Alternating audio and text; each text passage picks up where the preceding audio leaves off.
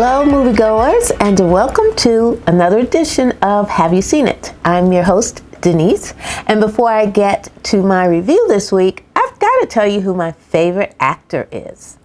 My favorite actor this week is Jonathan Rhys Meyers. I first witnessed his talent in the miniseries The Tudors, which was many, many years ago. And then I saw him in the movie Match Point. Very cunning and manipulative bad guy in that movie. And then I saw him on a Netflix movie titled The Neighbor. A creepy neighbor, so much so that as soon as I saw him on screen, I knew there was going to be trouble with his character. So, Jonathan Rhys Meyers is my favorite actor this week. All right, folks, I'm going to move into my review. And my review for this week is the movie Greenland 2: Migration. Now, let me tell you that prior to seeing this film, I did not know there was a Greenland 1. So I never saw the first installment of this movie starring Gerard Butler. And so I had nothing to go on, no background information. I did hear from a critic that watching the first film was not absolutely necessary. You'd be able to catch on, but it would have been helpful. Okay, so I just said, well, it's too late now. I'm going to see the movie. So this installment stars Gerard Butler, Marina Baccarin, and Roman Griffin Davis. Those are the three main characters, and of course, there's a supporting cast of quite a few individuals.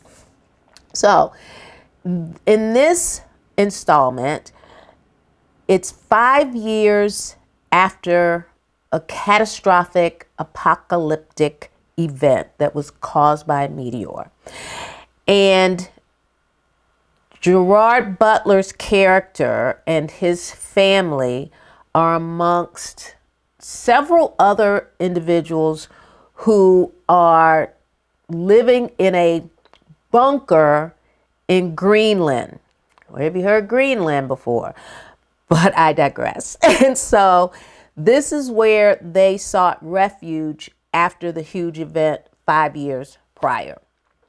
So in this bunker, you have other families. You have like a control center with other individuals who I guess are like scientists, meteorologists, military of some sort. And so they do have contact with the outside world to a certain extent. It's spotty, but they're able to get bits and pieces of information. They've got, some technology that's working for them.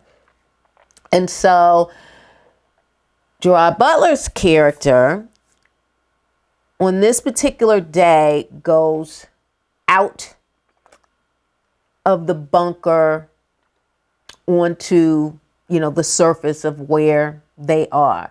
And so he's got direct communication with everyone on the inside, and he's just checking out the situation. What's happening now with the weather? Has there been any changes that might, help us leave Greenland or help those who are on the outside give us some indication that there's life somewhere else?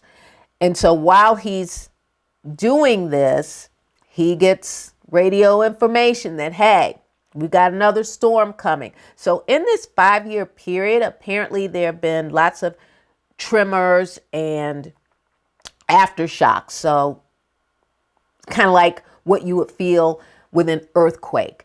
And you've still got bits and pieces of this meteor that are still out in the atmosphere causing havoc, just coming down from the skies and just, hitting the ground and just blowing up whatever is in its path. So he manages to get back to the bunker, of course, in the nick of time, but they realize that this now is not a safe place for us. There was some communication that in Europe, there is a crater that may be uninhabited, that may still be a safe space for them to, start their lives over, basically, but you've got to get there.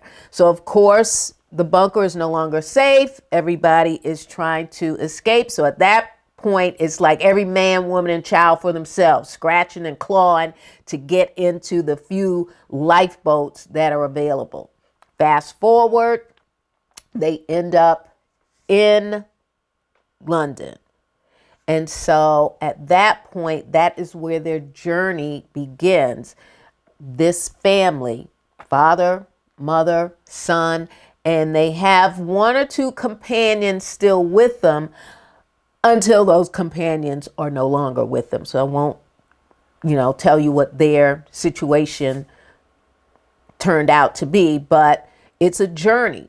So they are moving fast. They are on foot. There's a lot of climbing. There's running. There is driving. And of course, driving across terrain that has been destroyed. And along the way, they meet friends and foe, because the farther they travel to this final destination that will, bring them some sense of safety and a new homeland, everyone that they meet is surviving the best way they can based on how this event destroyed their particular environment. So you have people who, yes, it may look like a community, but the community may be run by people who have a little bit more knowledge, a few more weapons, a little bit more authority to dictate how the others navigate that space. So you've got people who are hungry, they are thirsty, food is scarce, water is scarce, medicine is scarce, there's disease and illness and sickness. So these are just some of the things that they come across throughout their journey. And that's basically it. A family just trying to get to a better place, but the road is not easy for them, as you will find out in this movie. I thought the scenery was really impressive to me in terms of how destructive this meteor was, how it demolished towns, and there are no continents. Continents have been destroyed, but Europe seems to be the place to be. Not that it's perfect, but if you can get there, your chances of surviving this situation 5 years after is your best bet. So that is the movie Greenland 2 Migration. I really enjoyed it. And the movie, in terms of time, was a good sweet spot, like an hour and a half, maybe an hour, 40 minutes. Maybe I'm being kind of generous here. But one of the things I liked about the movie is, okay, it's Hollywood. It's an apocalyptic aftermath, and you've got to do whatever you can to survive. But I didn't think it was like particularly cheesy. Of course, there may have been some circumstances where I'm like, wow, you guys have been driving for quite a long time and I have not seen a gas station, you know, but it's Hollywood. But the way that the family dealt with each situation that they encountered, just, you know, I was fine with it. I didn't feel like, you know, oh geez, you know, the wife is this way or the husband is this way. And I really liked the fact that they had a nice kid. The kid wasn't a jerk, wasn't a smart aleck, wasn't a, you know, didn't get on my nerves. I really liked the young man who played their son. So that is my review. Greenland 2 Migration in theaters right now. All right, folks, I'm going to jump into my Nailed It. And my Nailed It this week is the magnificent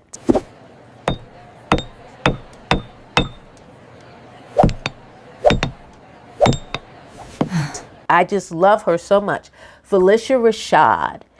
And the Nailed It that I chose is from a movie that I cannot watch a second time.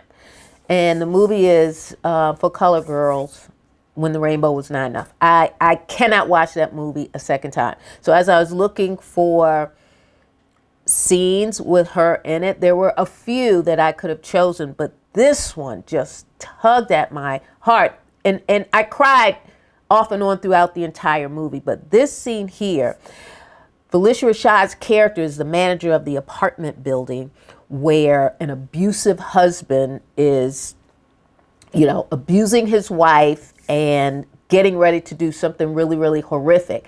And she's knocking on the door frantically because she, you know, from what she hears, it's not good on the inside. She's knocking on the door frantically, but the door is locked and she can't get in. So she begins to panic and she keeps saying, help her, help her.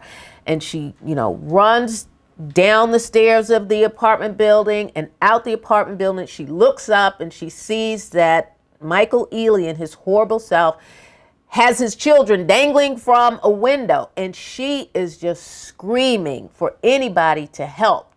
And just her voice just, you know, just tore my heart out. And that scene was really, really, it was awful. So she is my Nailed It because I felt her pain and I felt her panic in that scene.